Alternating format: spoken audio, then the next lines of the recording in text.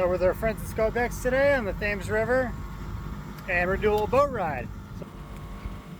We have John, who's going to be the skipper. Jacob and Kyle here.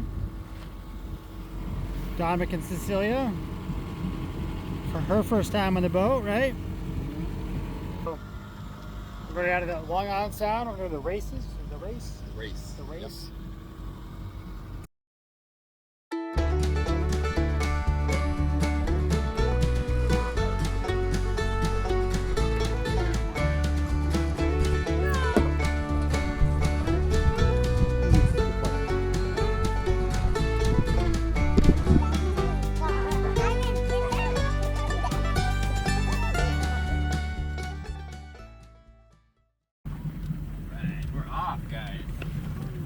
Growing up in Norwich, Connecticut, the Thames River was the largest river I visited frequently.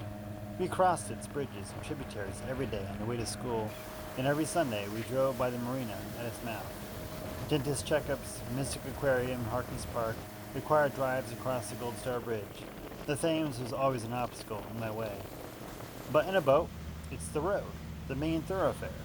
Being on the water gives a very different perspective to the places I was familiar with growing up, and brought back memories, lived and read, which flooded my mind with nostalgia and a realization of the material degradation of our civilization, past and present. If we're on the Thames, we see remnants of its industrial past in the shuttered energy plants, the crumbling buildings, and abandoned pier of the Norwich State Hospital. On each side of the river, we can see reminders of our state's early military relevance, with Fort Griswold on the Groton side, and Fort Trumbull in New London.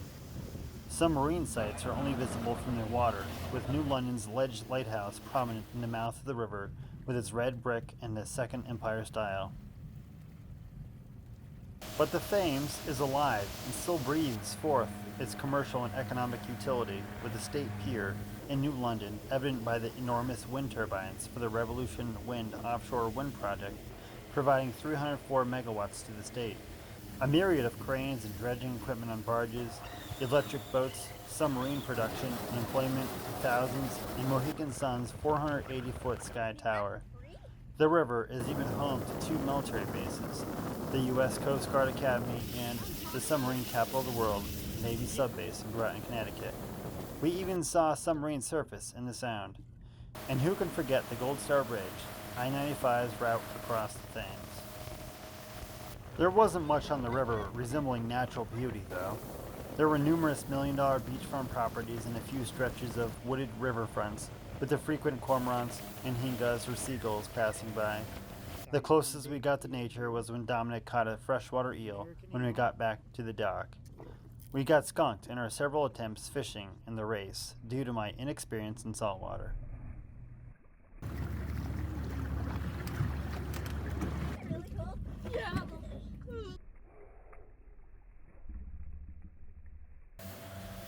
But we had fun.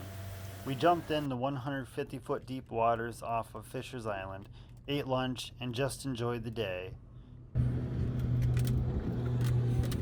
Tom, you gonna hop in? A little chilly? Yeah.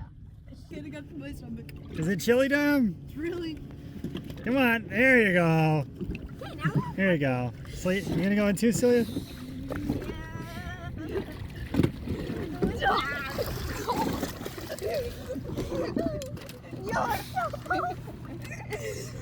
Too cold, huh? The water's cold because I'm cold. And Cecilia, she enjoyed the speed of the boat, the wind rushing through her hair, the bumps from porpoising and John arcing the boat to hit another boat's wake just right.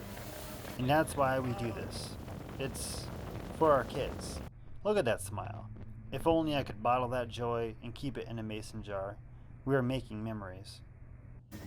The Thames River made me reflect on the 20 years my dad served as a submariner in the Navy, my birth at the Navy hospital many years ago, the hundreds of times I've crossed the Gold Star Bridge, and my dad's employment at Electric Boat. Years of my life that had gone by so fast. This was a reminder for me to slow down and spend quality time with my children, because before I know it, they won't be kids anymore. That was a big bump right there.